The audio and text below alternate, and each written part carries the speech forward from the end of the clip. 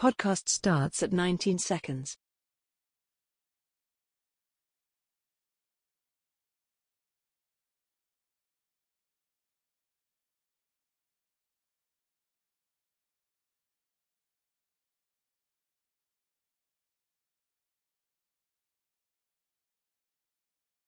Welcome to a new episode of Fit the Description, a Black Men's podcast where various Black men come together to talk about life, society, entertainment, culture, news, and whatever else we want to talk about from various Black men's perspectives. I'm your host, G, and today we got Keith.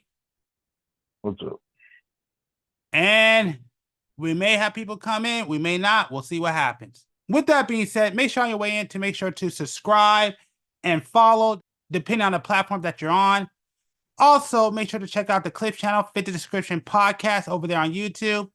If you want to check us out on audio platforms, all the links will be down below. For example, Spotify, iTunes, Amazon Music, we're over there, so you can check us out there. And we also have an Instagram, OPN, Opinion Peace Network. Well, opinion_peace_network.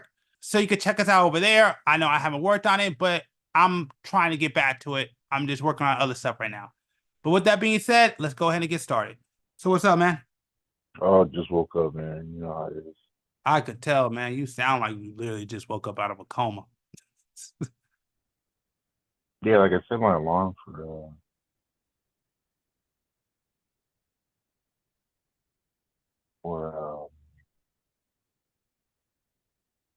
I forgot what I set my alarm for. It was like 1:30, but again, like I had a phone call which woke me up. Yeah, But I'm good though.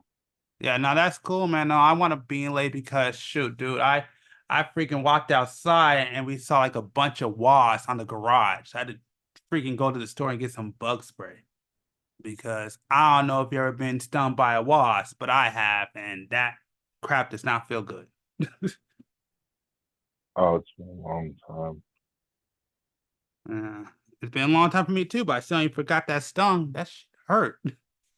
Yeah, that's that California. Man, dude, I'll tell you. Well, I'll tell the story real quick. Why not? Yeah. So this is back. This is when I was young, but basically a wasp wound up flying to my sock, and I was trying to get it out, and it wound up stinging my ankle, and so I wound up having to jump on one foot. Then back then I had a dog. My dog got around me and it tripped me up, and then I sprung my other ankle. So both my ankles were up at the same time. One ankle was sprung because of my dog. The other ankle was up because I just got stung. That sucked. But yeah, I don't do well with wasps, man. But hey, for anybody out there, if you want to know how to take out a stinger, just use toothpaste. It works. Either way, one of the big things I want to talk to you about is, have you been hearing about this Caitlin Clark situation? Yep. Yeah, man. I mean, I'll just start off and tell you how I feel, and then you can come in whenever. Then you can go ahead. Yep. But yeah, I'll be honest with you. Well, I guess I should just say it, just for all y'all who don't know. Basically, Caitlin Clark is it's a new big player in town in the WNBA, and she's basically the talk of the town. Everybody's hearing about her, and from my understanding, she's basically having comparisons to like Steph Curry with her shooting ability. I guess the WNBA players there are having issues because they're like, she's only a rookie, so she has a lot of things to prove. But like everybody's excited for her coming in, and she's actually pulling and drawing a lot of numbers. So that's kind of the argument per se. And the one incident, which if I could find a clip, I'll put it on. I don't know if I can put it on here. Maybe I'll put a picture up if I'm able to. I don't know if I'm allowed to. But yeah, if I can put up, I don't know if I'll put up the video, but at least I'll put up a picture. But basically, from my understanding, is that the WNBA players have been aggressive. And the one moment I really want to talk about is the moment where I don't know who she was playing, honestly. That shows how much I watch NBA. But she was playing a team, and I guess the girl came over and hit her, and then basically knocked her down. And to me, I'm just like, I saw that. I'm like, yeah, that's kind of a cheap shot. But I'll be honest with you, for me, I kind of like it. Like, I love it. I mean, it's not because it's not really like a white girl thing. Like I like seeing a white girl getting like beat up or hit or whatever. But no, I just love the aggressive play. I think that's what you need. I think that's what you need in the NBA. That competitiveness, that physicality. And I love that she's like getting hit and going through it. And I love it because this is what I want. Like this is how it is to be, in my personal opinion, a professional athlete. You know, you're gonna get hit, you're gonna get beat down. And the big thing I want to see is how she responds to it. But I would say that incident where I don't know if I want to call it incident. I don't think it's an incident, but the play where the girl came over and knocked her down. I think my only issue with that entire thing is where were her teammates at? Now, I didn't watch the game. I don't know if her teammates came after that, but I know like I saw the clip, I saw that part of the game, and at no point in time did I ever see her teammates come to her defense. And to me that's some wild. I mean, I don't know, but I saw that situation. I don't know if you know the play I'm talking about or the game I'm Yeah, talking about. Yeah, okay. oh no, So, like, well, coming from a person that's been watching the WNBA for the last 3 years, like I watch it like okay, so. cool. And I think the chick's last name was like Carter or something. I don't know her first name, but I know the team that she was playing was the Chicago Sky. But that wasn't the only, but it goes back way before that. It's just like the whole Angel Reese thing, when she played Okay. Angel Reese in college and then lost. And, she was graceful about it. Angel Reese wasn't. Like Angel Reese took a lot of heat and complained about a lot of sexism and stuff like that. My biggest issue is that certain players, it's just like with this whole skim stuff. It's like, okay, we've already talked about this, but the WNBA has a lot more beautiful women now. So it's worth watching just for that. Because I know when I was growing up, there wasn't a lot of attractive, beautiful women. And it's like, yes, I do agree with some people. It's like, I feel like, people want the Brittany Griners, the ugly, men looking women to shine. I'm sorry. Like, I'm not trying to sit here and knock those chicks and say that they're not beautiful to somebody or beautiful. But yes, I do feel like Caitlin Clark, like how they're saying, oh, she's a beautiful white straight woman who's getting recognition. It's like, I mean, she's not an ugly chick. I'm not ever going to say that compared to the chick that's come before her. No, there's no way. So I will say that, yes, it's, I do feel like the league is a little jealous of her because of the factor of that. I'm not going to say it's like, of course, her shooting ability, but Sabrina Ionescu is compared more to Steph Curry. She's the one that went against Steph Curry in the 3-point competition, and she's Oh straight. yeah. And she's, like I said, not an ugly chick. She's not ridiculously beautiful, but she's not an ugly chick. She's straight and white. So, and she's brought a lot of eyes on her, and she's never been attacked like that. But I will say that the WNBA, from watching for the last 3 or 4 years, they are aggressive. They are 110% aggressive. I'm never going to sit here and be like, oh, they're just aggressive on the level of now. Now, do I feel like they're targeting her?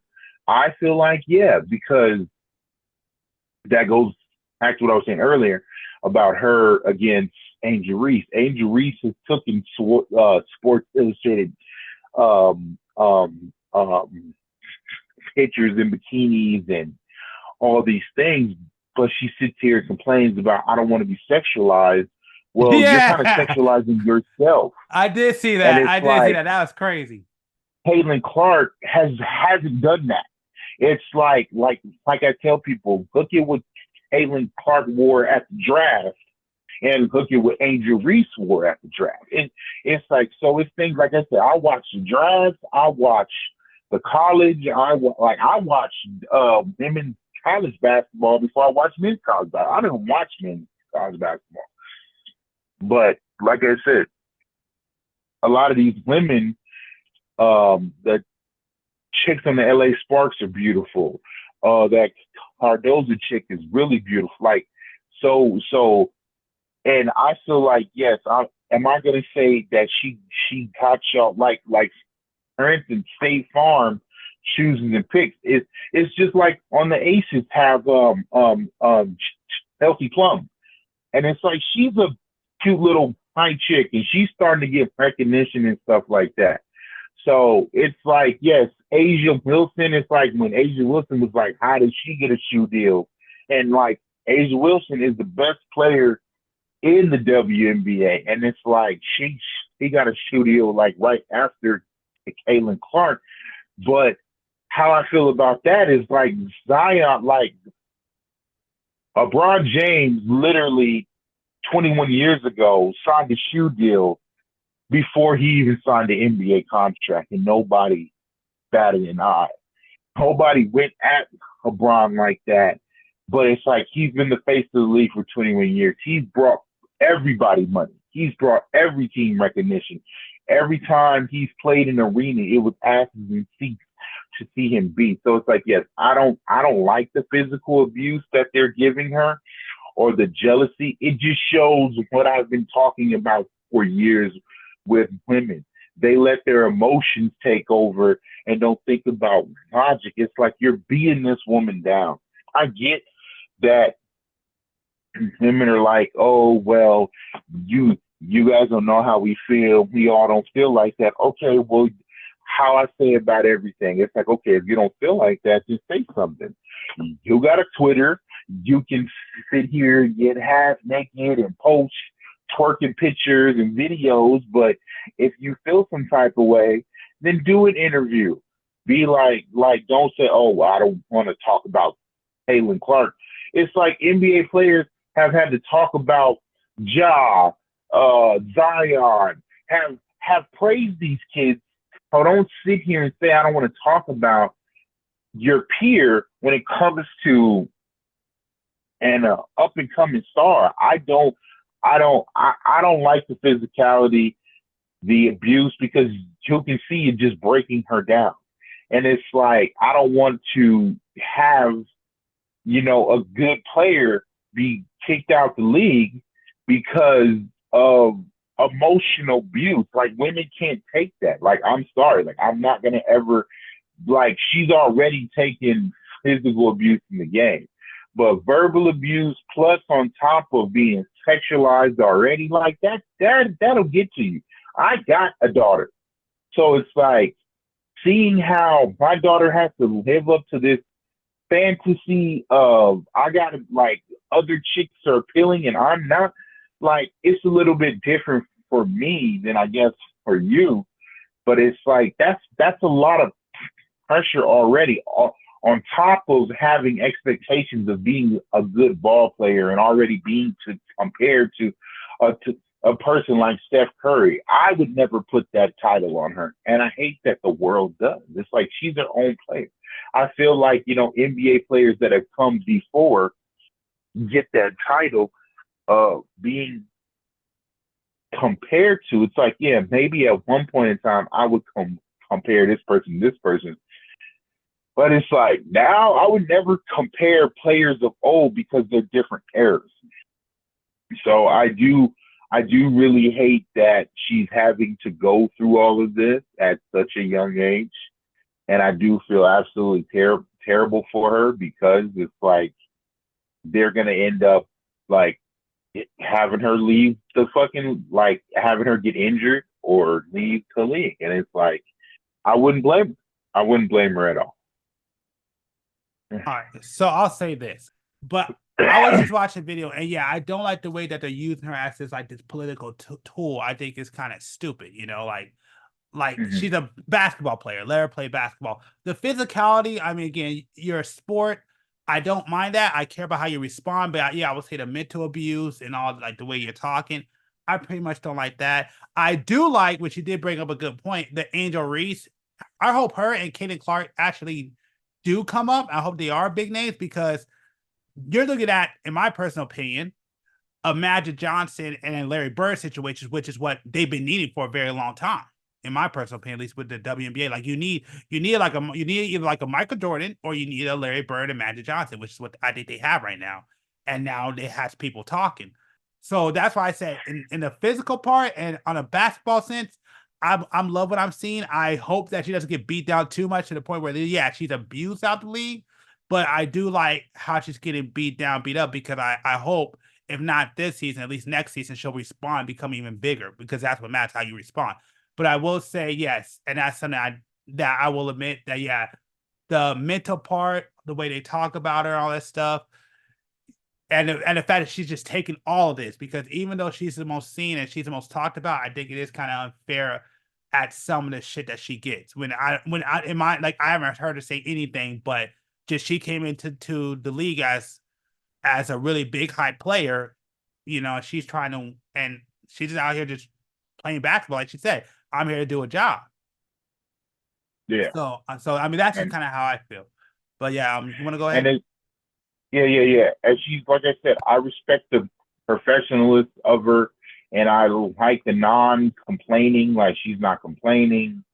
Like she's like she can see what comes with all of the stuff when it comes to the talk, the hype, the this and that. But the only thing, yes, I do feel like she implies like she doesn't like the physical abuse. Like she does feel like she's being targeted. That play when that Carter chick, like I said, I forgot her first name. Guy, it was an inbounds play. She literally had no reason to do that. It wasn't a basketball play. She was standing there waiting for the ball. It was an inbounds play. And she went over and just shoved her hard as hell. And it's like, I'm sorry, but the league needs to protect their players just like the NBA does. Because if that was the NBA, that would have been a flagrant 2, and that dude would have been ejected. I've seen dudes ejected for the leg in the NBA. Like I said, I watch every year. I watch all this stuff every year. Yeah, because I like sports. Especially since, and I agree. Maybe she may not want to be called this, but she is her cash cow right now. She's the one that's getting everybody watching the WNBA. And 100%, it's like, to be like, she's the reason why you guys got charter planes, why you're getting high views. It's like, if that's true, like, accept it and stand out. The Aces have won back-to-back 2 years. A'ja Wilson, like I said, nobody's ever going to sit here and be like, oh, she's not a beast. Like I said, I watch the Aces play every year. I want to go to an Aces game. And the Aces are a team that have made me like WNBA. It ain't got nothing to do with Caitlin Clark or, any college chick that came before. I didn't even know about these chicks until last year. So it's like, the Aces have been on a hell of a run. Like I said, I can't say, like, I'm not saying that I didn't like the Diana Taurasi's and the chicks that are the Candace Parkers, the song. Like I said, I'm not really a Brittany Griner fan. Never really liked her. Never really, like, I don't know. I don't like the way they preach Brittany Griner to be the face of the WNBA. It's like to me, she's everything. What's wrong with the WNBA? Like, you don't have to be a 100% how you are. Like, Candace Parker is, a married lesbian as well, but she's still elegant with her stuff. It's like, why do you have to be so butch?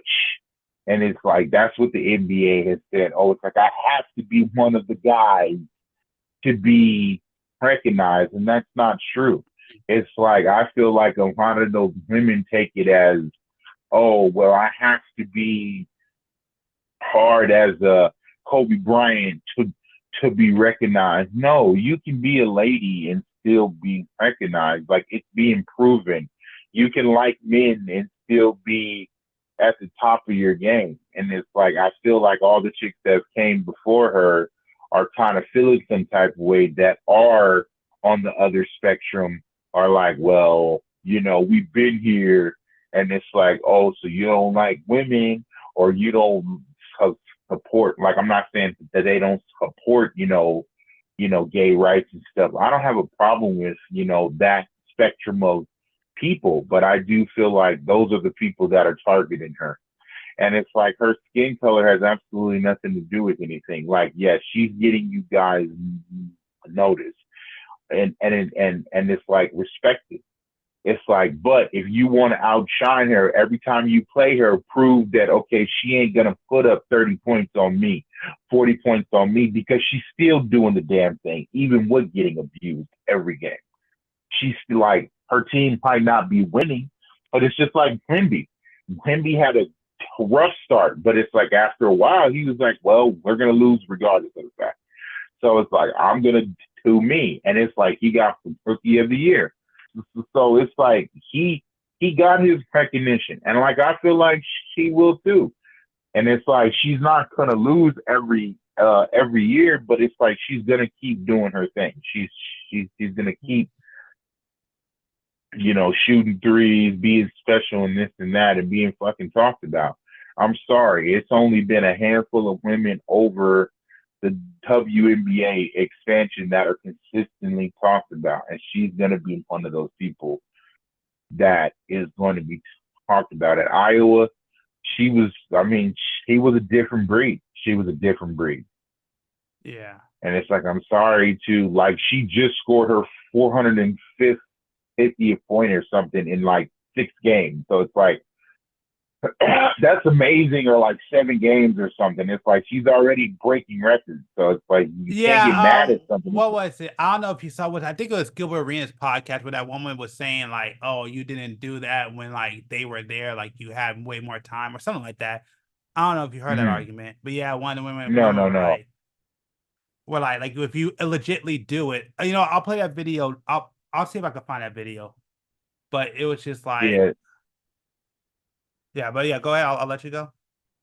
Oh yeah, no, like I said, I just don't like how they, like I said, they'll just dance around the subject, and it's like, give her flowers. It's like like I said, I'm not trying to say that the women that came before her are terrible or whatever the case may be, but it's like, Jesus Christ, it's like you guys are getting recognition, you guys are getting talked about, you guys are getting money. Exactly. It's like you guys are getting asses put in seats. It's like, enjoy it while you can, because like I said, she's not going to be there forever. Exactly. It's like, yes, now, and how the only thing that I would say that was insulting about all of that was the Ice Cube giving her $5 million for a big 3. And she honorably didn't take it because of the WNBA stars, because she felt like, okay, well, that's going to hurt her, with the WNBA. But it's like, you can't get mad at Ice Cube seeing a cash grab for 3 months and focusing on it. I'm sorry. That just says that y'all are not as electrifying or money making than her. Start to play like her then. It's just like Steph Curry. I'll tell everybody, I hate what Steph Curry has done to the league, but you can't deny that this man has changed the league. Like, the whole league has had to change because of Steph Curry. Yeah. Everybody has had to become a shooter. I can't deny that. Like, I can't get mad. Like, yeah, I can get mad at the center position is a lost art, and the power forward position isn't like, we don't have any more Tim Duncans or KGs anymore because of Steph Curry. Like, centers have had to learn how to shoot. Power forwards have had to learn how to shoot. Like, everybody has had to learn how to shoot, because you can't have this one team destroying you every year by shooting threes. And it's like their coach is like, shit, just keep shooting. But it's like, now it's become a 3-point league. Like, yes, people like to the point of where it's even spilled over to the dunk competition. You got centers who are winning the 3-point contest. So that should tell you everything you need to know about this league now. It's like, you got centers like Jokic, you got centers like Cat, you got centers like Al Horford, Brooke Lopez, That should Embiid, that should be bangers down low. Like that should not even literally have a problem with taking advantage of their post play. But it's like, nah, we'll take a three. And they're good at it. Yeah. And that's not what we're gonna go. Yeah, no, I just want to play these two videos real quick, just so you can Yeah, go. Yeah, I just want to play it, and I want to hear your thoughts on them. It seems no matter what you do or what is done to you, it becomes a topic nationally, and a lot of times it becomes divisive. I wonder from your standpoint how you feel about people using your name in whatever culture wars or whatever wars they're fighting. How do you feel about that? It's not something I can control, so I don't put too much thought and time into thinking about things like that. And to be honest, I don't see a lot of it. Like I've said, like basketball is my job. Like everything on the outside, I can't control that, so I'm not going to spend time thinking about that. People can talk about what they want to talk about, create conversations about whatever it is. But I think for myself, I'm just here to play basketball. I'm here to have fun. I'm trying to help our team win. Obviously, we've won 3 games, and we feel like we've been in a position to win a few more than that. And my focus is on helping us do that. But I don't pay much mind to all of that, to be honest. You will never not be able to convince me that the same fans and fandom of Caitlin Clark are also the same fans of Donald Trump. The voters, the fans are the same, because neither of them care about facts, reality, or what they are seeing with their own 2 eyes. For them, the belief of something is stronger than the reality of what is actually happening. But I could be wrong. I'm not, though, but I'm here for a discussion. Prove me wrong. So yes. So the first part I will say, like I said, I agree with her, and I wish more people would take that into consideration, because you can see that when these people talk, it's like it gets to these players. Like I get the media, but I'm sorry, I will forever use LeBron James as a footnote for this. LeBron James has been consistent for 21 years. It's like, am I going to sit here and say that he's let the media get to him at times? Of course, he's human, but it's like he came out there and done what he's done for fucking 21 years. KD has no excuse. Tatum has no excuse. A lot of these guys that come out here have no excuse. It's like, you guys can be consistent. You guys are choosing not to. And it's just like with her, it's like, I'm so glad she has that mentality of like, it's just noise. I don't have to look at what people talk about. Yes, am I going to forever hear it? Of course. But it's like, I don't have to keep listening. I don't have to. I'm out here because I love basketball. I don't just like, I know how she feels. I don't have to do Sports Illustrated. I don't have to join Skims. I don't have to get, like, she's proven that I don't have to get naked to have recognition. And it's like, that's one thing I respect more than anything. I respect it. I tell people this all the time. If women would show us nothing but their talent, then we wouldn't sexualize them. It's like, yes, it's not too many women that aren't sexualizing themselves that are famous, but it's like, at least she's proven in a way that I don't have to dress skimpy. I don't have to show cleavage. I don't have to wear a revealing outfit to get recognition. It's like, she's been getting recognition this whole time because of her game. And I think that that's awesome. And it's like, to the second point, it's like, Jesus Christ, like that whole Trump thing is just, that's just not fair. And I feel like as a peer, it's like I said, I feel like when it comes to more WNBA players, they need to come out and be like, that's terrible. Yes, her teammates need to be like, that's not the case. Like how we see LeBron and how people would talk about whether it be Kobe or LeBron or KD or even Kyrie Irving. It's like his teammates see him a different way. But it's like the world sees him as, sees him as this person that, is crazy and all these things. But it's like we saw Kyrie, like how we saw Kyrie and judged Kyrie for not getting a vaccine and letting his team, suffer and stuff like that and blah, blah, blah. It's like his team saw it a different way. And it's like, so that's what I'm saying. It's like how we see these guys is not how, is not how his teammates see him. And it's like, so that's why I said at the end of the day, uh, it's one of those things that you shouldn't put Trump and uh, Caitlin Clark in the same vocal, you know, thing that you're talking about. Like, I feel like that's so disrespectful to a person. I think it's unfair. I'll just say it straight up. Like, I think the first part goes back to what you just said, her professionalism. I respect that. That means she got a lot of good people around her. I respect that. But yeah, no, I'll just say it straight up. That's unfair. Again, she hasn't brought any of the stuff in. Everybody's applying that onto her. That's the crap that I said when it comes to the mental aspect that I don't like. She has not said anything. She's just out here playing her game. Why are you bringing this argument and trying to attach it to her? Like, to me, I guess I wasn't around back then. The same thing happened with Larry Bird and Magic Johnson, I guess. But at the end of the day, I just think it's just unfair to apply that onto a girl who has never said anything political or anything. She's just out here playing basketball, and you putting all this that kind of pressure on her. I just think it's not just disrespectful. I just think it's unfair and it's not right. Oh yeah, no, 100%. 100%.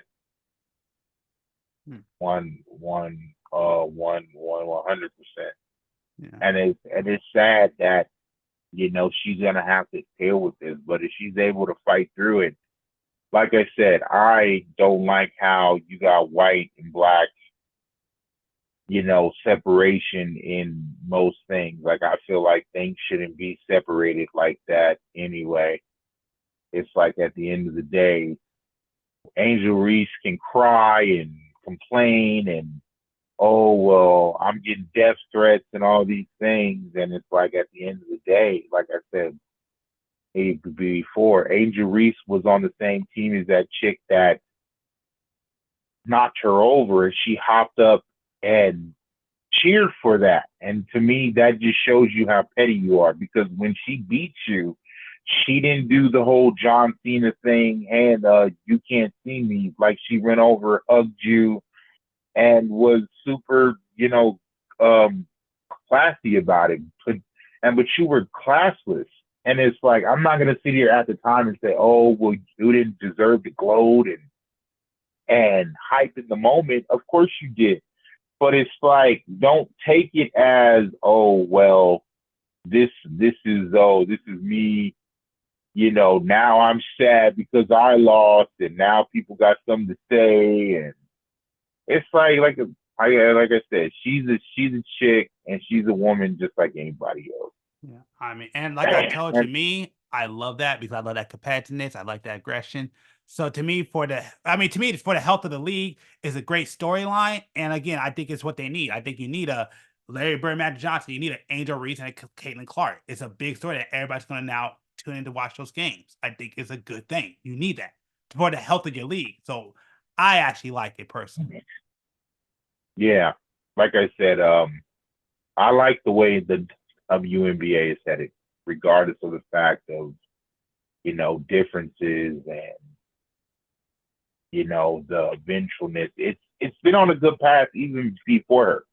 So, like I said, I'm not going to sit here. It's a lot of talent in the league right now, other than them. Yeah, I'll put. I'm gonna take your word for it because, like I said, I don't watch the WNBA like that. Don't get me wrong. Like I'm a person like I've been to Sparks games back in the day, so I actually spent my money on one of the games. So I've been to Sparks games. I've been to WNBA games. I watch them from time to time. But yeah, I'll be honest, I don't watch the WNBA like that. So I actually take your word for it. And yeah, I did see the Aces finals, and even when they what's it called, they had to delay a playoff game because they couldn't get a flight. I just thought that was kind of messed up that the NBA kind of stepped in and let them borrow a private flight so they could get to their championship game. I kind of thought that was kind of messed up. So yeah, don't get me wrong. I always root for I want the NBA. Like, I don't want anything bad to happen to the NBA. I like the WNBA. I think I said NBA.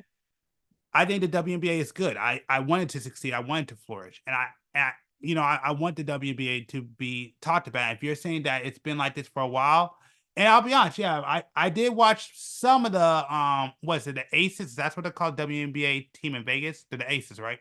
Mhm. Yeah. So I did watch the championship. I know they what's it? They already won like 2 in a row,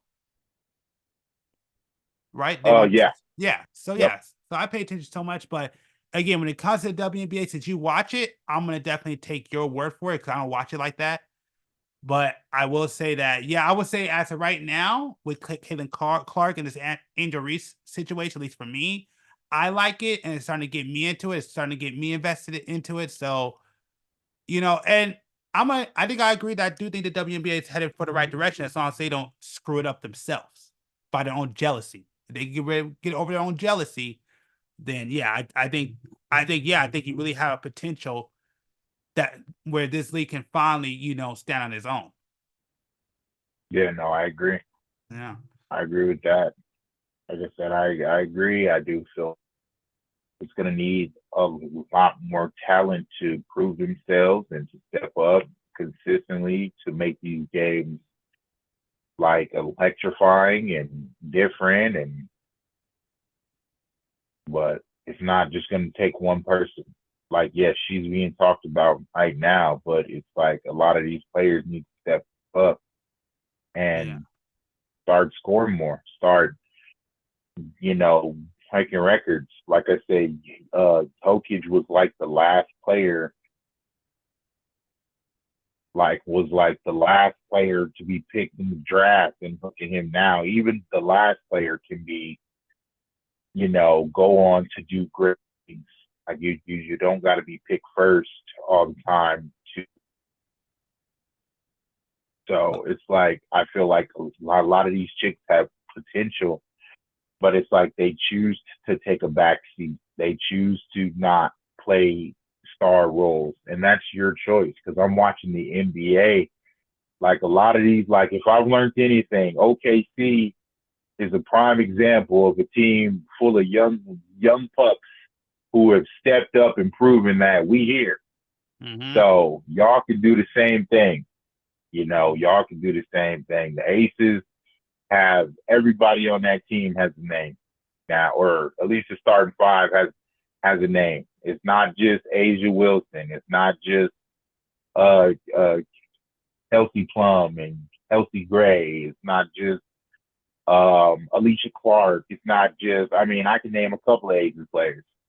So at the end of the day, it's like that's what I'm saying. It's like these two like what you call it? What's it called? 2K started putting the women's high team on there. Yeah.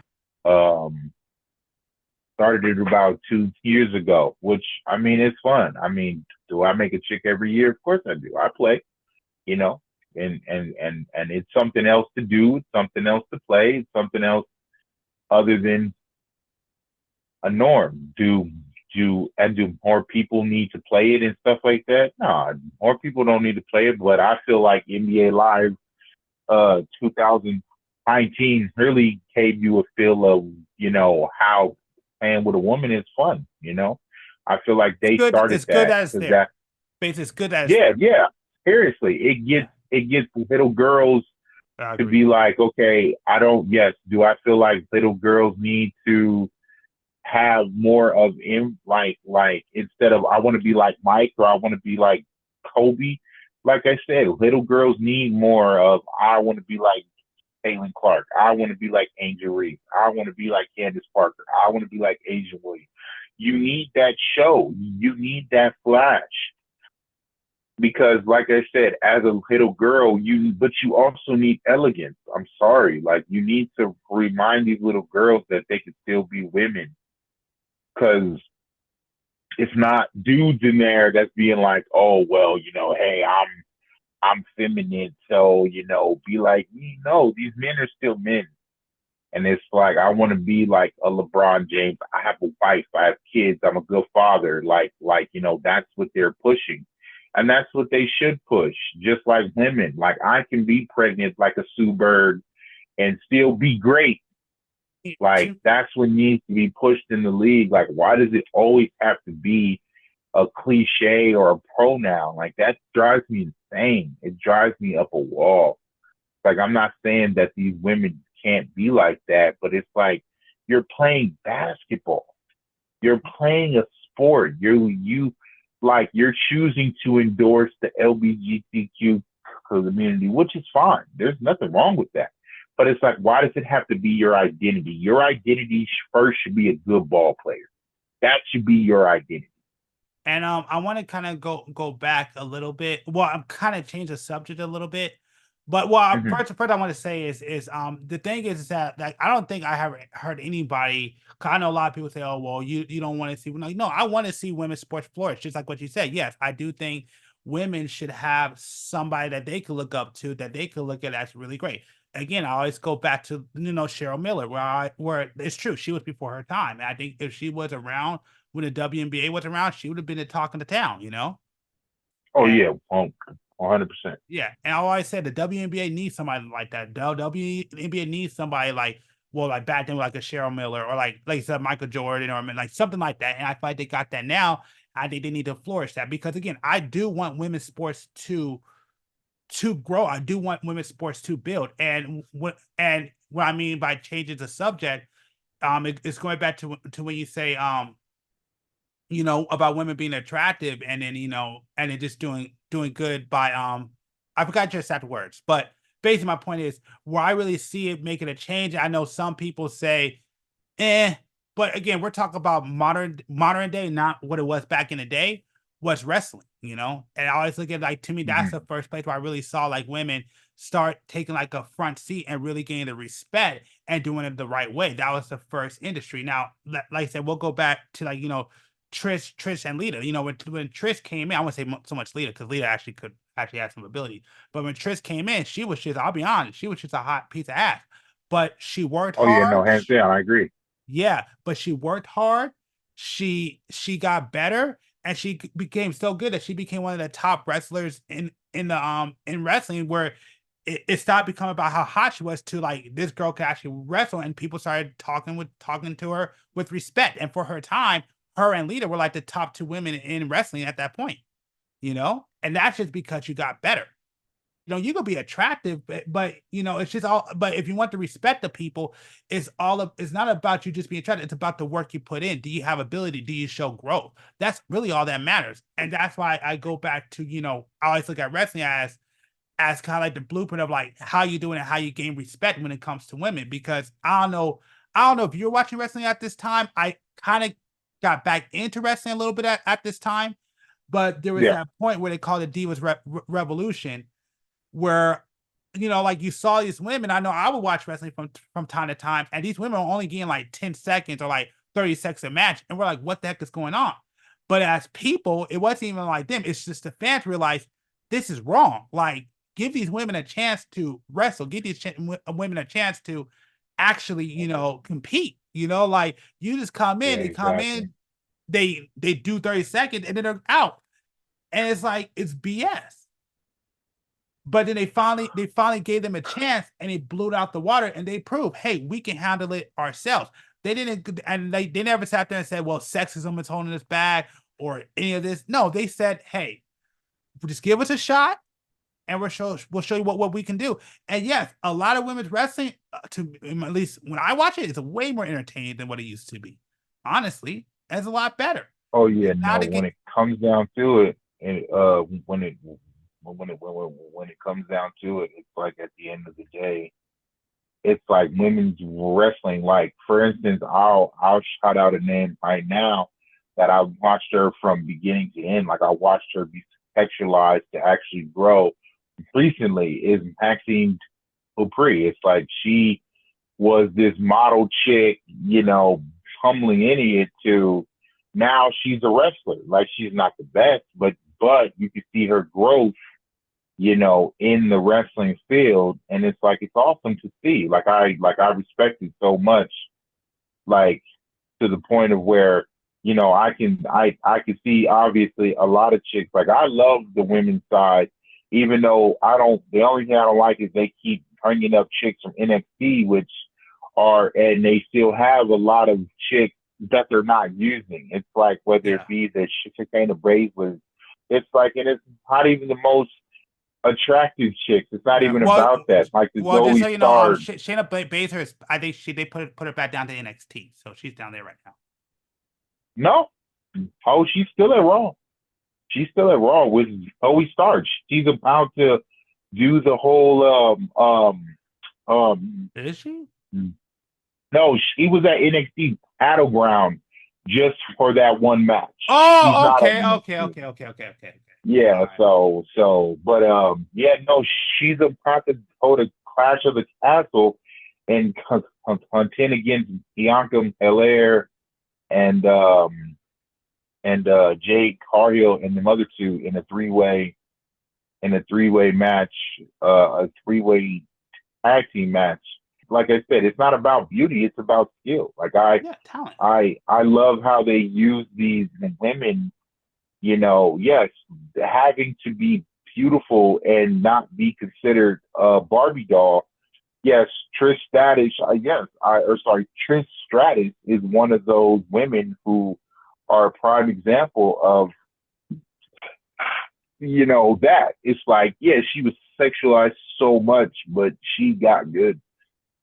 Yeah. But it's like, I love the women's division. I love the Baileys. I love the Kabuki Warriors. Like, I love how many women are getting storylines and they're trying to figure it out for these women, because, you know, it's good to see. It's good for little girls to come up and say, hey, you know, I can idolize Mexican women. I can idolize the Raquel Rodriguez's, the Salinas, the Puerto Ricans, or the Blacks, or it's not just Asian, Irish, Scottish, with Becky Lynch. It's like, it's not just one race. Like, I love it. Like, yes, before it was always like it's either a brunette or a blonde, a white brunette or a blonde, or like a dark skinned black chick, and it's like that's all Vince it was. McMahon special, man. That's what that is. The hot yeah, hot blonde. okay, special. But that's what I'm saying, and that's how I felt about the WNBA. It's the same thing. It was just always the cliche of like, oh no, it has to be this, it has to be that. No, now you're getting, like I said, I'm so glad that the WNBA is starting to get feminine now.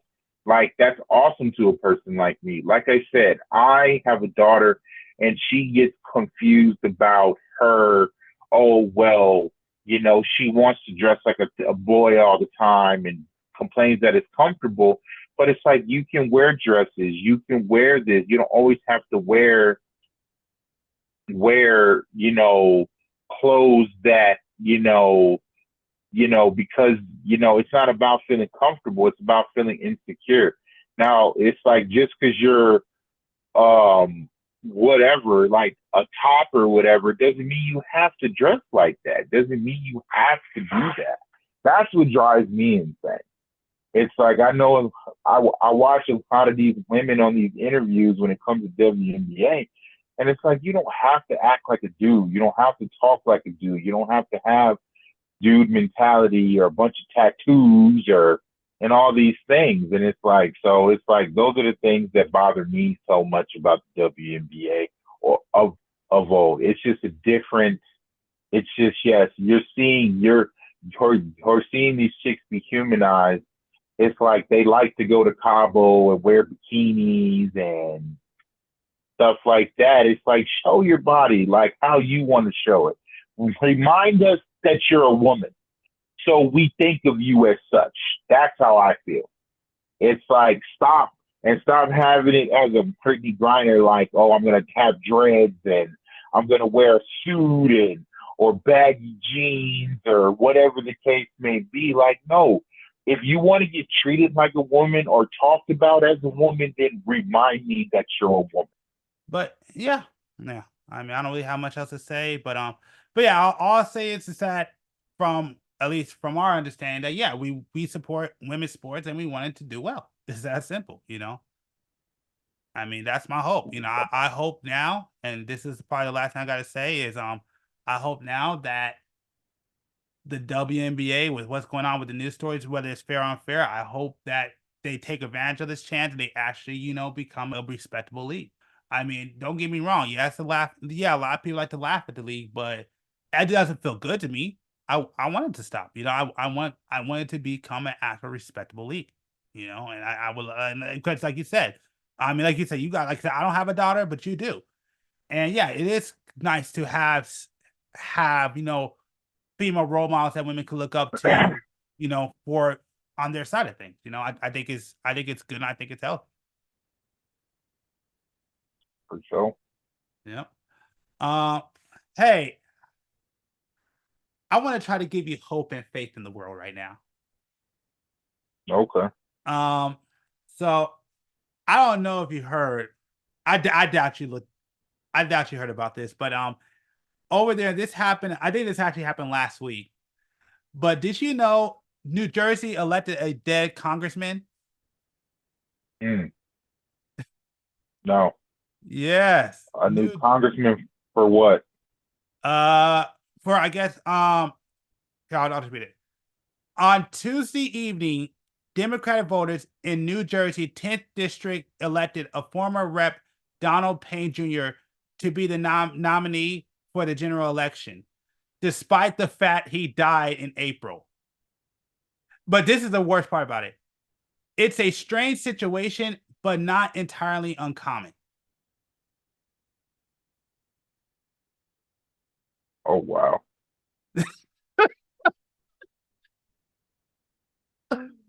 Oh my God. That's embarrassing.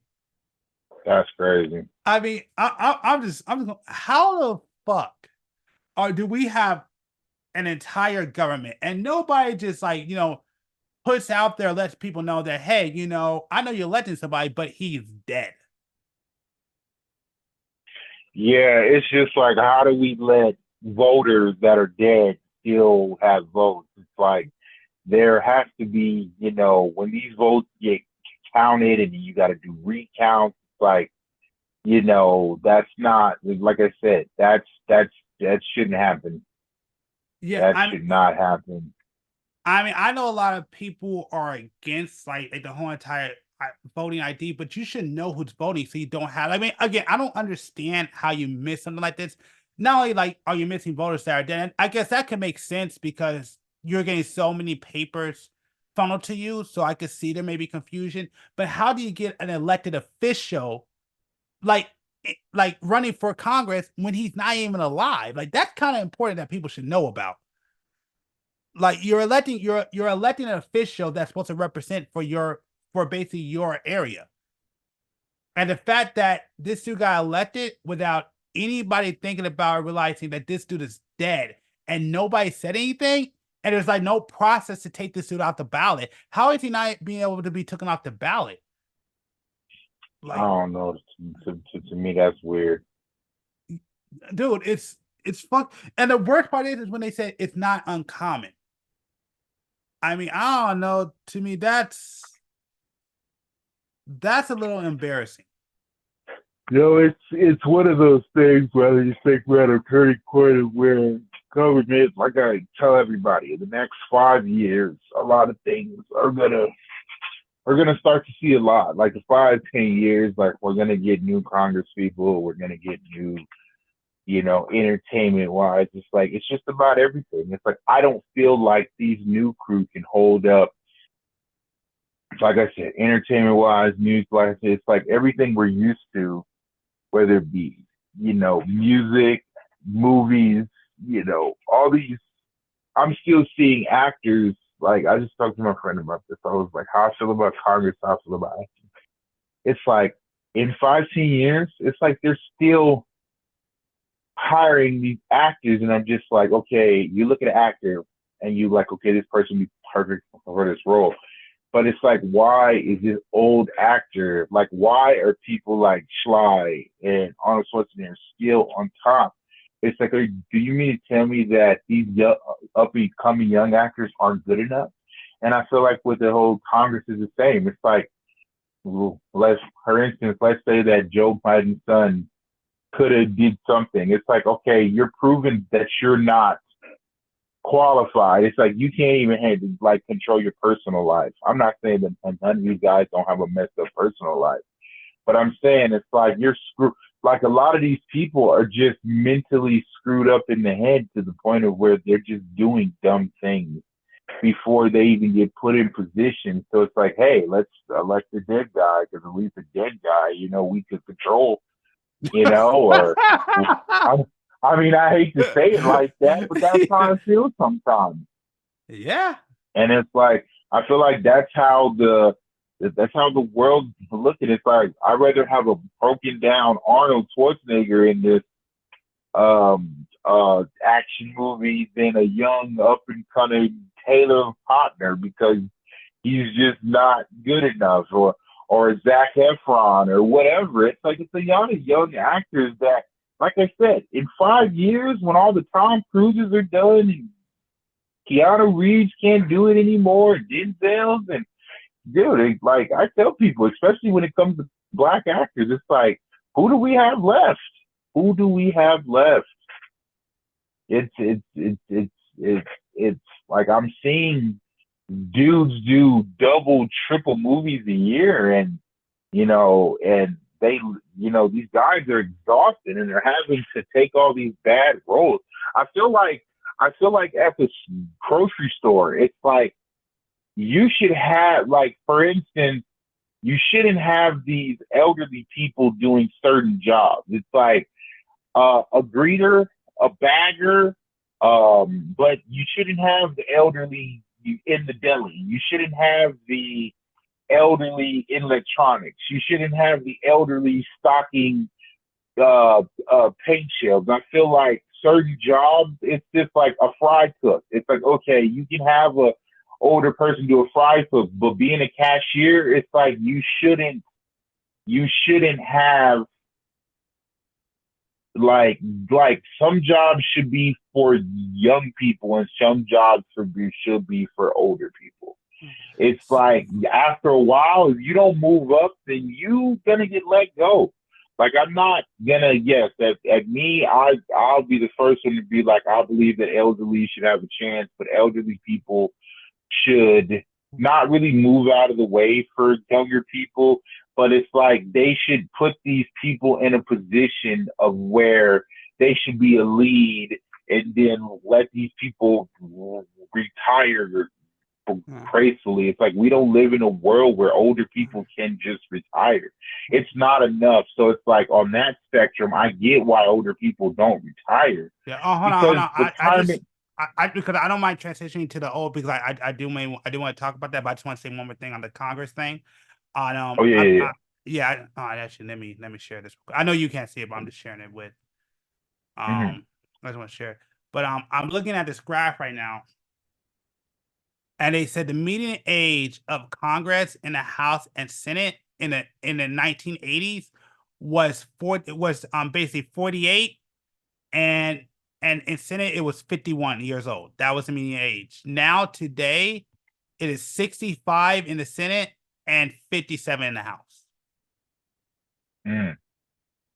Which it's not.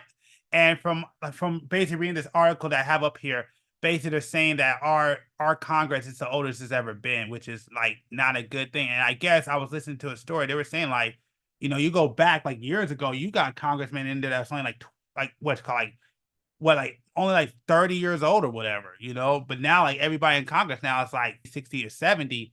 And it's like, so going to the age thing, because I do definitely talk to a lot of people about this, and I do think it's a problem. And honestly, I think it's just because of how our government set things up.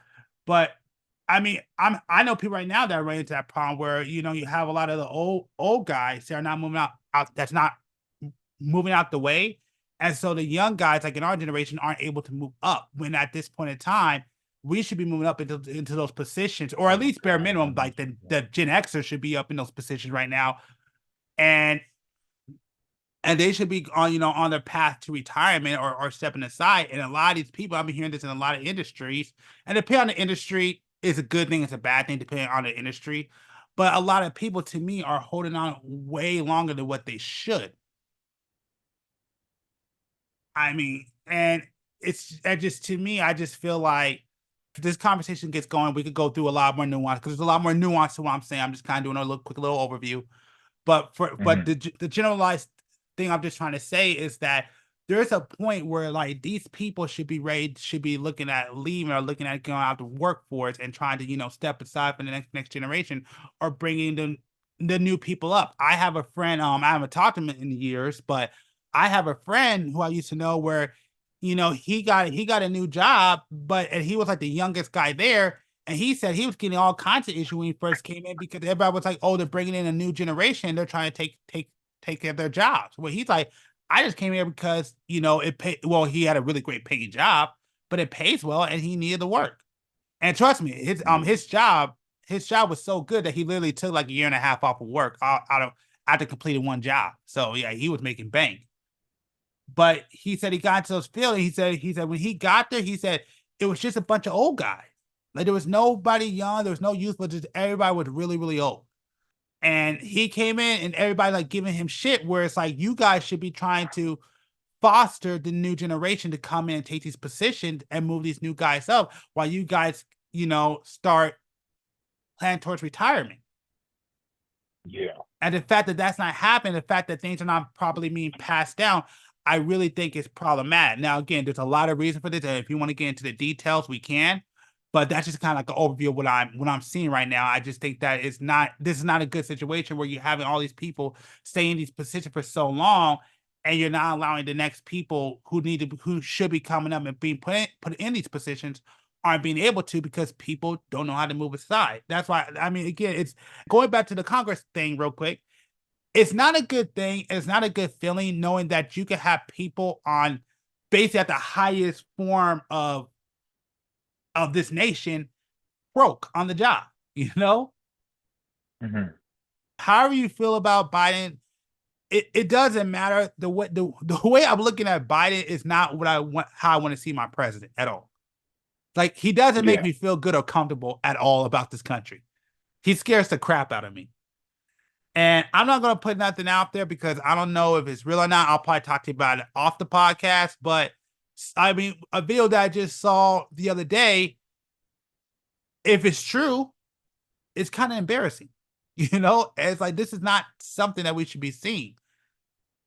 When it comes to the elderly, like I said, if they put these people in a better position, because I got a lot of elderly family members that are struggling because they're not, getting up like a lot of money to survive, and the requirements of living have gone up everywhere, and it's just not that easy. So, and it's like a lot of these people aren't getting food stamps because they make too much, or whatever the excuse may be. And it's like, I get why these people still have to work, but, and then on top of that, young people don't want to work like that. So it's like, if they're willing to give it to older people, then so be it, but, I just feel like they need to, like I said, put these people in a position to where they can retire with maybe some stocks, or it doesn't always have to be SSI that they have to retire on. If a person worked from Walmart for 10 years, it's like they should be able to get some stocks and to help them go forward when it comes to, paying for health. It's like, it shouldn't have to be like, okay, well, here's SSI, and that's all you're getting. SSI isn't a lot of money. So I do feel like these young people, it's like, yeah, they want to get jobs, and corporation wise, it's like, yeah, I 110% from you. It's like, I 110% agree with you. We need more young, innovative minds in the corporation field to sculpt our future for sure. Like, no disagreement there. It's like, yes, jobs like Walmart and KFC or whatever, really, I mean, I'm not saying it doesn't matter, but it's not that really big of a deal to the point of where, like Microsoft, like, you need to, step aside and have this young guy come on in and try to, try or whatever the case may be. But like I said, that's not how a lot of them do it. It's like, I get that you're comfortable with the older guy because he's gonna work, but he's stressed out. But I feel like these older guys need to want to be able to want to teach these younger guys too, and these younger guys need to, follow suit. It's like I said before, it's just like the NBA. There's not any old heads that are teaching. Like, why can't we have older guys teach players that are on the team? Like Derek Fisher sculpted a lot of these guys on the Lakers, and people listen to him, but people shouldn't just want to listen to Kareem or Patrick Ewing or these dudes like Charles. I feel like Charles Barkley has a lot of knowledge. A lot of these guys do. I'm not saying that they're all willing to share their knowledge, but I am saying that it's not like players are going to these guys and asking them, what to do, how to do it, and this and that. It's like they're picking and choosing. Like, I want to learn from Michael Jordan. If I was a young kid, I would want to learn from LBJ. I'd be like, dude, teach me your fucking routine. Tell me what you do every year. But the Because thing I feel is, like that dude. but the thing is, if we're talking about basketball and learning things, I mean, sometimes some of these guys who are great aren't even great teachers. So like you may want to Oh no, learn. that's a given. Mhm. Oh no, that's a given. I'm not saying that they aren't, but I'm saying that these people pick and choose who they want to learn from. Like, you can see the guys that like Jason Tatum went to Kobe. A lot of these guys go to guys like Kobe Bryant and when he was alive and stuff like that. But he's not the only star that's proven his worth at the end of the day. Yeah. I think I heard AI on a podcast. They nobody's approached me and said, "Hey, what's your outlook on the game?" Like, none of these young guys talk to me like that or ask me how I see the game or nothing like that, which is insulting. AI was a revolutionary player. Like, rules were changed because of this dude. Like, Shaq is the same way. Shaq says it all the time. Nobody comes to him and asks him what he needs to do and how you need to be better and how you need to be dominant. Mm-hmm. Shaq was a dominant player, and to me, that's like I'm not saying they do these on sports interviews, but I listen to their podcasts and they talk about these things. Mm-hmm. Like, and it's like Gilbert Arenas is very vocal about shit like that. He's like, I was great at one time. I was on top of the world. If nobody comes to me and asks me, oh, well, I'm an asshole, I'm this, I'm that. Okay, but what does that have to do with my play? What does that have to do with my skill? And that's true. Yeah. Like, that is so true. It's like a good player is a good player at the end of the day. If you don't want to get anything from this player, it's crazy to a person like me. Yeah. So, but I feel like that about, every field. It's like we need to start looking, because I know I'm trying to learn from certain people on how business works, and I can't ask a young person. I can't figure it out on my own. So why not pick the brain of so many people that have came before me to see what to do right and what to do wrong, and how to fix it, and what to do and what not to do. So it's like, but it's like people just like I just feel like if the pandemic did anything, it's like it just taught us isolation. Like, and it's like we will be forever social distancing in our mind. And I feel like that's one thing that the pandemic still does. It's like we make up every excuse on why we can't go hang out or why we can't go do stuff or why we can't spend time with each other. I don't think it's because of that we don't want to. It's just that we're just always on this social distancing. Oh, I'd rather be at home. I'd rather be chilling. It's like we're not together anymore. and it's like, I feel like that's one of the biggest issues with today's world. It's like we can't come together and, build something and make something work, instead of just, oh, it has to be, oh, well, no, I'm gonna do it myself. I'm gonna figure it out on my own, and oh, if I fail, I fail. At least it's on me, and that's just a messed up way to think. Just a really messed up way to think. Because I don't know about everybody else, but I'm getting tired of failing. Yeah, and Getting you know tired what? of not. Yeah, no, I wanted to say something like about the isolation thing. The thing about the Yeah. isolation thing, I wanted to speak on that real quick, is that Mhm. to me as humans, and I like how somebody explained it to me. Somebody explained it to me years ago. But humans, we're not designed or built to be by ourselves. That's not how we are supposed to function. Oh yeah, This, no, yeah, agreed. yeah. This is how he explained it. He said humans are the greatest species on the planet as a whole. But you put it alone in the jungles with the orangutans, you know? Yeah, So that's the thing that people gotta understand. Like all this division and fighting against like humans and what, like it's not good or healthy for us as a species. You know, like that's not good for us. Like we are meant to be together. We're meant to work together. We're meant to build things together. That's why we are on top. I mean, the one thing I'll say, like it sucks about being a freaking human compared to, I mean, don't get me wrong, I like being human. I wouldn't want to be anything else. Is that every single thing could kill us? You know, like I tell this story all the mhm, time. You know, there's this one time where I used to have my dog, and I just saw my dog just look at me, and I'm like, what is wrong with, like, I don't know why she was looking at me like that. Then I saw it was just on accident. I wasn't paying attention, but my foot was on her paw. You know, mhm. and it wasn't I tried to do. I just wasn't paying attention, but she she didn't do anything. She just kind of looked at me, and then I'm like, "Oh, my bad," and I just couldn't tell like I was hurting her because she didn't say anything.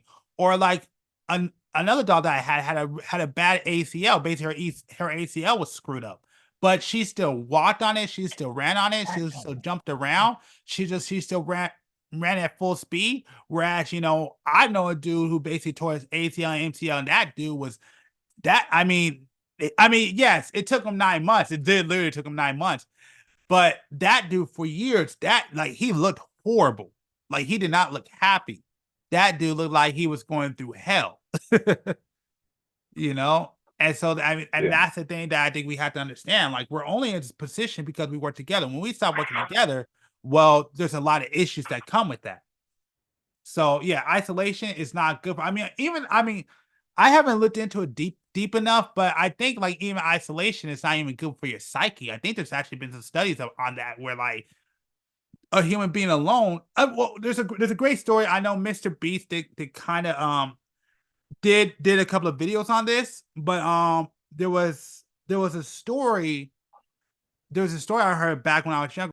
They basically put this dude in a room by himself, and he said, if you could last a full year by yourself in this room, I'll pay you $1 million. He said, okay, let's do it. So this dude wound up staying in his building by himself for 1 year, and he had a guard just to watch and make sure he never can get out. Well, the one mhm, dude who had the money, he went bankrupt, and he knew he was going to get this dude the money. So he decided he was going to go ahead and go kill this guy because he's like, I can't pay this dude. I just went bankrupt, so I don't want to pay him $1 million. So I need to go kill him because that was a contract. So he was good. mhm. So basically, he saw him on the last day. He went and met up with the guy, and the security guard that watched him basically said no, he failed the test. And so basically, what happened was the last day before he was going to get paid that $1 million, he got so fed up of being alone and isolated, he wound up just walking out and leaving and just, getting out into the world and then going back in, and they caught him. And so basically, yeah, basically he wound up living. Basically what happened, because if he didn't, they would have killed him. But he wound up living because he couldn't win the bet, because the isolation, from my understanding, is just not good for a human psyche. Like we're meant to be together. We're meant to be amongst each other. We're meant to be, around each other. We're social creatures. We're not strong by ourselves. We're not strong in isolation. We're strong as a unit. But yeah, that's all I wanted to say. Yeah, no, and it's like I agree with that. If we want to build, like I say, like I just got done saying on one of the old podcasts, it's like if we want to build, you know, just like there's a lot of, you know, production companies that, yeah, like I said, a lot of these black owned, you know, you can like there's a black owned dispensary out here. It's only one, but it's like, you know, a lot of these black people claim to know about weed, but there's only one black owned dispensary. It only takes a couple of people taking a chance and getting together and getting some money together to start something. And it's like now it's one of the biggest companies out here, NWC, and it's cool, you know. Like I said, I don't smoke, I don't participate in it, but I support that when it comes to black people. Even though I work for a dispensary that's not black owned, obviously, but I'm not gonna not support. I tell people about it. I'm not saying I refer them, but you know, if they ask me, "Oh, hey, is there another dispensary out here?" Yeah, you know, I'll point them in their direction over the other 50 dispensaries. It's like, yes, if you don't like our product and you don't buy anything from here, but as long as you came and tried, it's like I'll point you in a direction of, you know, of, like I said, a black owned business for sure. I don't know too many black owned businesses, but I do know that one. You know, it's because I work in the field of marijuana. So, you know, at the end of the day, I'm gonna, you know, try to support businesses as much as I can that are black owned. But it bothers me because, you know, we can't come together and do those things and you know, stuff like that. But togetherness, our people are just not that. And just like I said, I watched so many. You know, it was every Wednesday at the bar that's right next to me. I look at these like it's a bar. It's called the Double Down, and these people get together of all races. But it's like every time they have an open mic night, you know, or not an open mic night, but like a open band, live bands.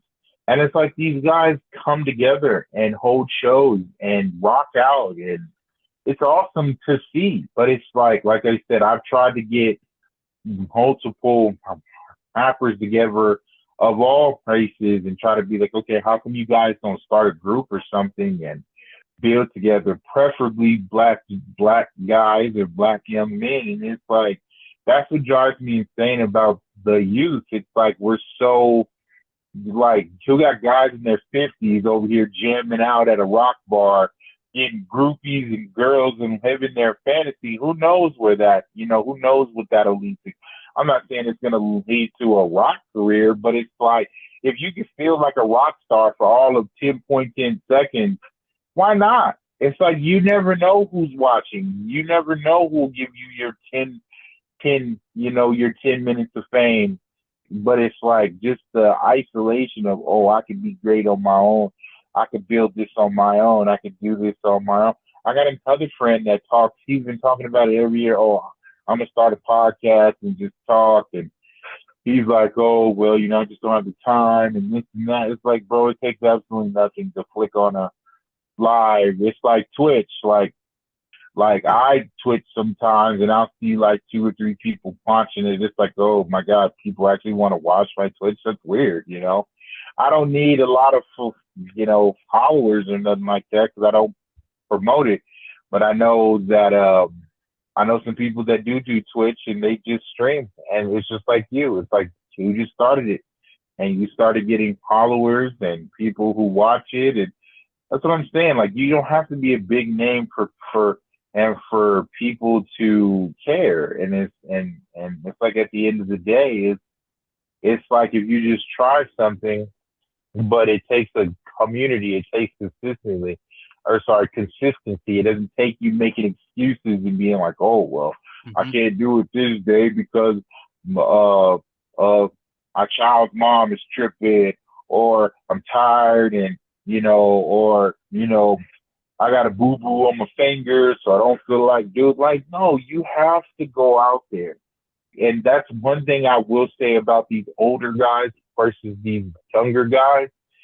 It's like these older guys put in like Congress positions, go out there and just ramble, which to us it just seems like nonsense, but it's like they trust these guys to go out there and speak for America, no matter, and they could talk for hours. Because I know elderly people that could just talk for hours, and it drives me insane. But it's like these are the people that it makes sense. But these younger guys will stumble over their words. They don't know what to say. Like, I watch these young guys do interviews TNT on NBA on TNT. It's like you see the younger guys who they have hosting that show and who don't really know how to talk all the time versus the older guys like the Jamal Crawford. Like, Ian Hollins is a great example. Dude doesn't know what he's talking about. Like, stop it. It's some guys that you just like, come on, dude. Like JJ Redick, he's very good at talking. He knows what he's talking about. He gets views, but you get a guy like Patrick Beverly, who's like, dude, you should not be on live TV. You should not be speaking for the team or general public. First and foremost, you don't speak for me. That's what I would say. It's just dudes like that you're just like, Westbrook, I feel like you're another guy that should not be speaking. Like, you just keep emphasizing on, oh, well, I just want to play the game. I don't care about winning. Okay, well, first off, you don't speak for the team. You should not keep interviewing him. And it's like, that's just how I feel. And it's like, some people get mad at me when I say that. But it's like I said, I get why they have these older people in the positions that they do, because they can handle themselves accordingly. James. But at the same time, it's like, yes, when I go to a Walmart and I'm greeted by, it's different when I leave and okay, for instance, an elderly person who's waiting at the door and greeting, hey, how you doing? How's your day? It makes you feel good. It makes you feel good to shop because you know that you're about to go in the store, spend hella money. So at least you greet me, this and that. It's just or it's like you get the chick or guy who's there who's young and they don't even want to make eye contact. They're just like, hey, hi. And then when you leave, this is the bigger example. It's like, after you spent all this money, it's like, I know it's corny to say, and it might just be me getting old. I prefer to be an older black guy or older white guy or just an older woman who says, oh, it looks like you bought a lot of things, good for you, enjoy it, enjoy your food, and it looks like you're going to have a party, or just to make you feel good about your shopping trip. Like, don't fucking, like, as a young person, because this happens all the time, I hand you my receipt and you don't even make eye contact with me. You just take it out of my hand, fucking mark it, give it back to me. It's like, you didn't even take the time to really, like, why are you doing this? And like I said, it might that's just Walmart. be That's that's Walmart. Walmart be doing that crap, man. Okay, well, I'm just saying, like, it's just, that's the difference between, like I said, it's like elderly people make you kind of feel welcome versus this younger generation is like, I don't give a fuck about your soul. And it's like, damn, this is fucked up. James has a crazy story. I'm probably gonna get it wrong. I don't remember it exactly. He basically said, I guess, that now, and he said on an earlier podcast. So check the earlier podcast if you want to get the correct answer. But I guess what he said was that there are like kids now that literally need their parents to fill out an not a resume, what's it called? An application. Yeah. Yeah, something like that. Where like the parents have to be there to like help them get through like the application, I guess the interview process. I think that's what it was. But you could If you go to a past episode, you'll see it. But I'm like, that's fucking crazy. I mean, that's the truth. That's the truth. Like a lot of these people, a lot of these kids need like word of mouth, and it's like I could truly say I'm jealous that the networking out here. Like I know a lot of kids that get hired because their dad knows some guy that works at a Oh place yeah, word of that. mouth is amazing. That's how I get most of my jobs, word of mouth. Absolutely. But I'm talking about applying for like actually trying to get a job and fill out an application. Like they can't do it. Like what? Like I know what you're saying, and Okay. like I said, I'm just saying, at the end of the day, it's like that's how it is. It's like a lot of these kids don't even have to put in applications because they Oh, okay. I'm bypass with it. you. I'm with you. I'm with you And now. it's like because their parents know whoever, like they're friends with this friend or whatever the case may be. And it's like, and I feel like, and I just was talking about this at work. I remember having to dress up in a nice outfit and go walk around and fill out applications, and hopefully I can talk to a manager and have my hair nice and my beard trimmed and walking Yep. around, like I said, in this suit, not suit and tie, but a collar shirt in 100-degree weather, sweating profusely, Yep. so kids will never have to know of that struggle. Kids will never have to know, like having your mom or whoever having to be like, oh, okay, here, I'm gonna drop you off in this area. I'm gonna need you to fill out an application everywhere in this area, whether it be 20 stores or 5 stores. Mm-hmm. And it's like it's degrading.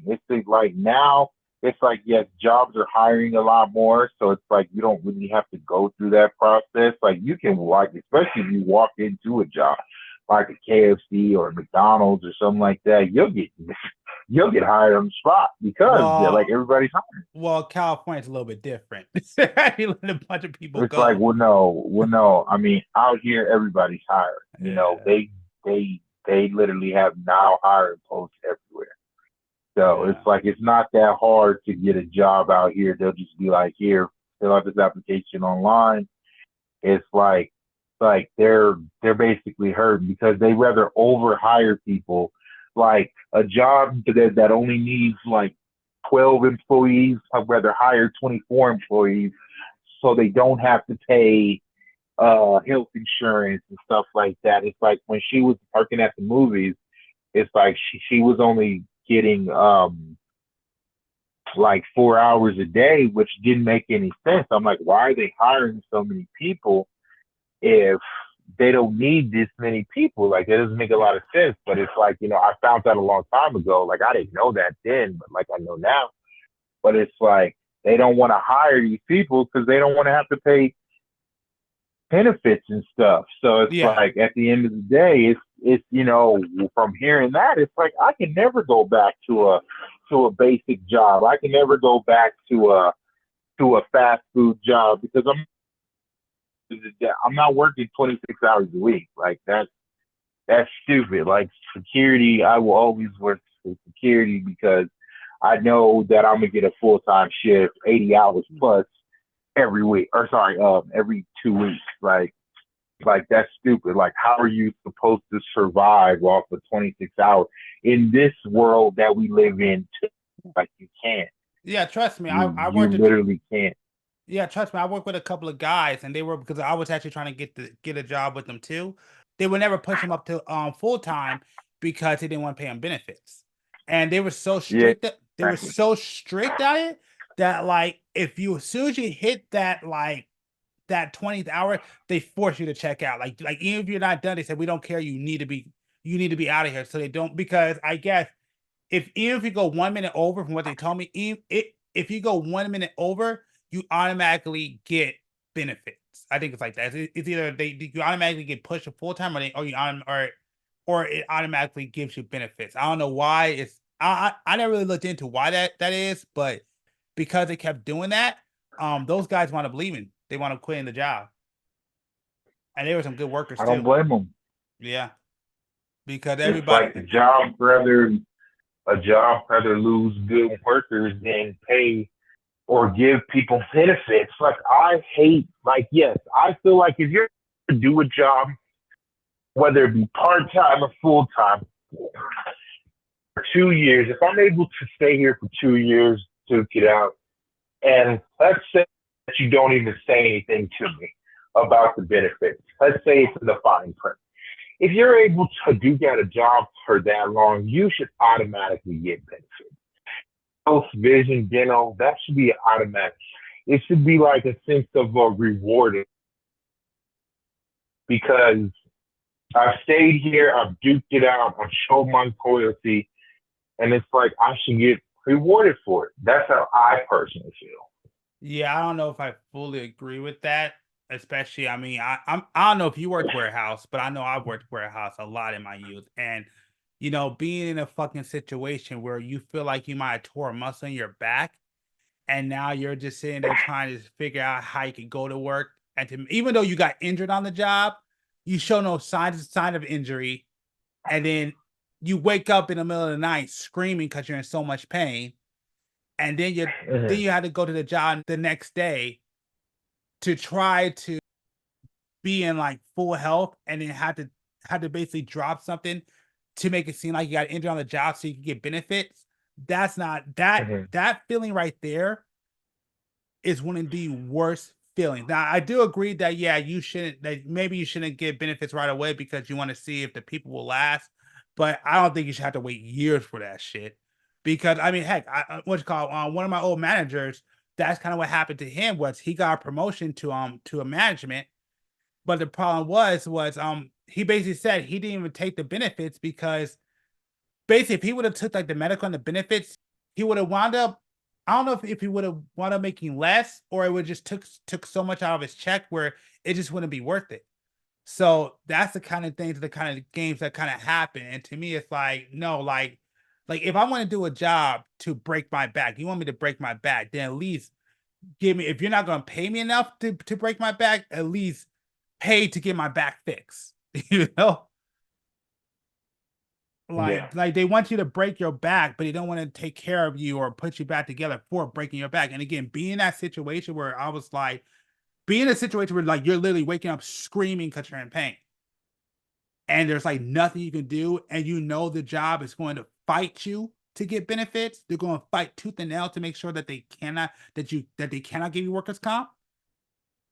Nah, yeah, that no, it's like I literally agree with that when it comes down to the benefits being, given right away and being taken out of the check. It's like like I said, that's the biggest problem. That's why I said if you're able to make it 2 years, most jobs have a 90-day probation anyway. Yeah, facts. It's like, yes, I do like the amount of money they take out of your checks for health insurance is just insane. To be basically dog shit. Like it's basically dog shit. It's the bottom of the totem pole. It's not even worth having because it doesn't cover a lot. So that's what I'm saying.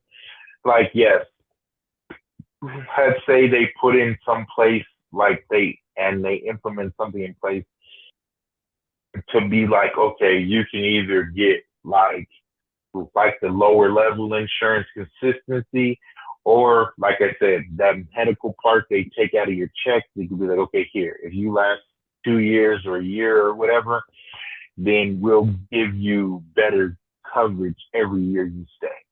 On top of, let's say, obviously you automatically get the 401k and stuff, I'm lower level jobs. I'm not even talking about companies. I'm talking about if you're willing to stay at KFC or Popeyes or Burger King or any of these jobs or Target, or it's like they just thought, okay, well, I'm going to give you shares of the company. I'm going to have you grow. I'm going to train, like if you want to be trained to become a manager or a supervisor, it doesn't have to be at this store. It can be at another store, whatever the case may be. I just feel like they do anything of that caliber to give people incentive to grow on these companies. That's what bothers me the most. Mm-hmm. It's some of these people will be here. Did you hear about that Burger King worker who basically he was working there for 25 years and all they gave him was like a $25 gift card? No. Yeah. I think it was like in Detroit that this dude was working there for like 25 years. The only thing he got was like a gift card. Yeah, no, see, that's to me, that's insane. Like I said, it's like at the end of the day, you should literally want your people to. It's like I've been asked for to be a supervisor a lot, and I've turned it down because, like I said, I personally don't want that much pressure like right now in my life. But it doesn't mean I don't accept the offer, and at the same time, I get a raise, and so it's not like I just be like, oh, I turn it down and then I get nothing for it. No, I've gotten four raises in 4 years. So I'm not allowed to say that aspect of their job or their life or whatever the case may be. But it's like I feel like my company sees form of like appreciation when it comes to us workers, and I feel like more jobs should do that. More jobs should honor, like, okay, well, you're doing a good job, even if it is like, as long as we don't got to hear about you and you're doing a good job, and we ask the site like, hey, how's he doing? He's doing good. We love him. Okay, give that person a raise, whether it be a 35-cent raise, a dollar raise, whatever. At least it's some type of a acknowledgement. But you want to know, just speaking about raises, I do want to kind of talk about this real quick. And this is where like things are fucked up because I dealt with it. I know a couple of people that deal with it. And I kind of touched, I don't know if I touched on it on this podcast, but I know I was talking to Keys about it. There's a point where once you make so much money, it's not even worth it because you wind up not making anything, or you wind up making less. So like, for example, I have a homie right now that he's working a job right now, and he got a raise, and he's telling me, he's like, it's not even worth it because I'm not making anything. Yeah, I'm picking up extra hours and I'm getting like a lot of hours, but it takes so much out of my taxes that it's like I'm not making nothing. Yeah. And so very true. Yeah, and so this goes into the and I know you have some knowledge on this, but it goes into the welfare thing where like people will like, they'll be on welfare and they'll go out and go get a job, go get a better job.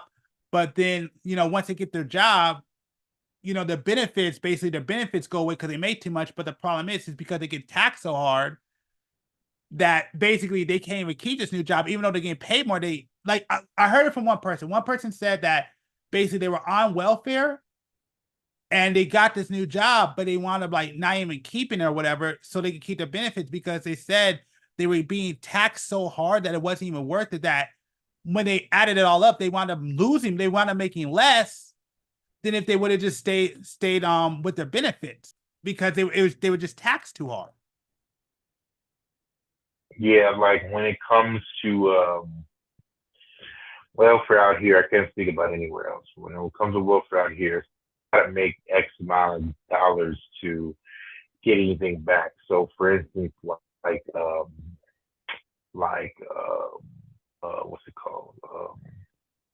Like housing. Like housing, they only want you to make like $600 up like every 2 weeks, which is not even logically possible. I know too many people that are screwing the system, lying, whatever, forging paperwork. Like, yeah, me feels like the welfare system is easy to cheat because you've got a lot of people that are cheating the system and lying about their, oh, well, we pay for this, we pay for babysitters, or we pay for childcare out of pocket, and they're not really following up on, anything that, that is true or not. So it's like, yes, I get when people say that you have to screw the system, because it's screwing you anyway. But it's like, now you live on a toe tag. Like I said, you can only make $600 a check. I just want to say real quick, fit the description does not condone that activity at all. Make sure to pay your taxes and do it the right way. No.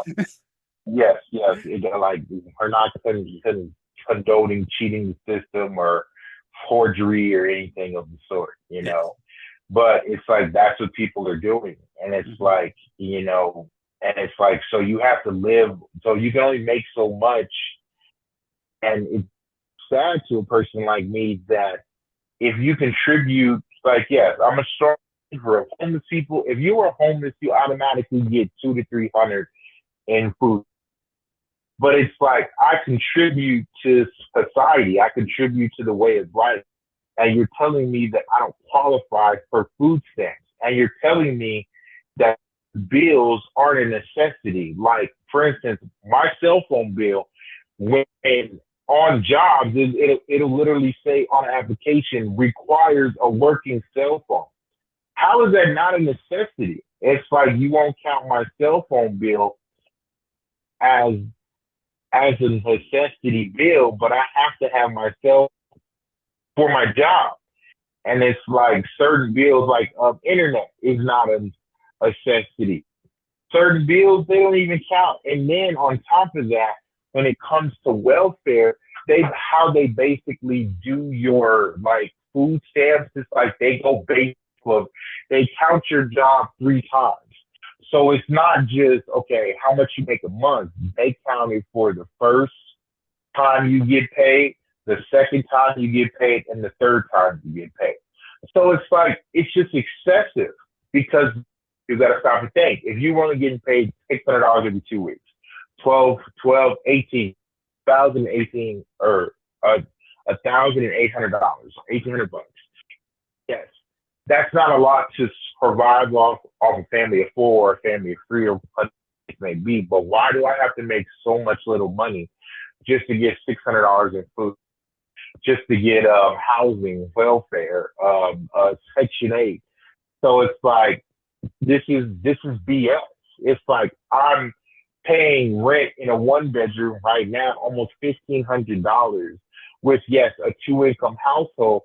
So basically you're telling me that I only have enough money to like, if I do that, I can only have enough money to pay bills. I can't have a car.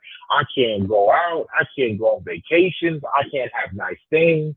I can't do any of that. It's like living the life that we live now. We're able to go out, enjoy life, buy our kids things, buy us stuff, actually take vacations.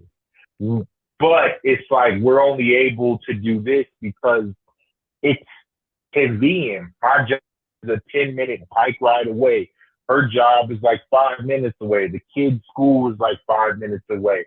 But it's like, it's a cesspool. It's like we live right across from the damn sphere.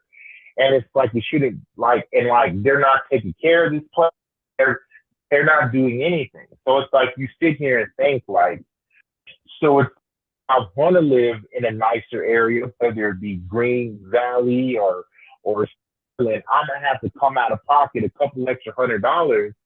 It's just like, for instance, like we've been in these little weeklies for almost 8 or 9 years. So we went to go try to apply for a 3-bedroom, and they're like, oh, well, we don't count this as rental history.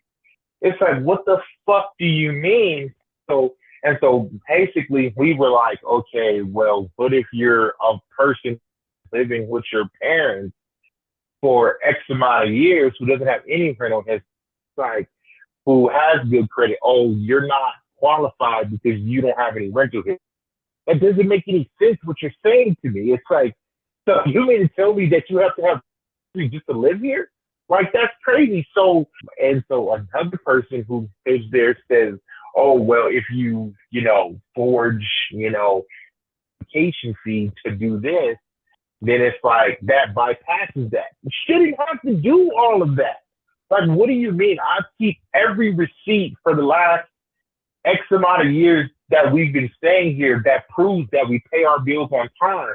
It's like this world is getting to the point of where it's like you're not, it doesn't matter how good a credit you have, it doesn't matter how much money you have, it's always going to be like, well, you're still not shit. You still don't matter. Like, fuck, dude, I can truly understand why people are screwing the system. It's just like even something as small checkout. Yes, I don't steal I don't not swipe everything or whatever the case may be, but I know a lot of people that are like, fuck it, I'm not scanning this shit, it's expensive. And like, yeah, so half of me feels like, okay, you're the problem. Why I got to deal with Susan's old ass fucking taking forever to check people out instead of me having a self checkout line to do this shit myself. So, but at the same time, I get it. It's like if you don't have the money to buy all the groceries that you can have because shit is goddamn, sorry, not shit's expensive, but inflation, it's, I mean, it's two sides to every story. It's two sides to every story, man. It's crazy.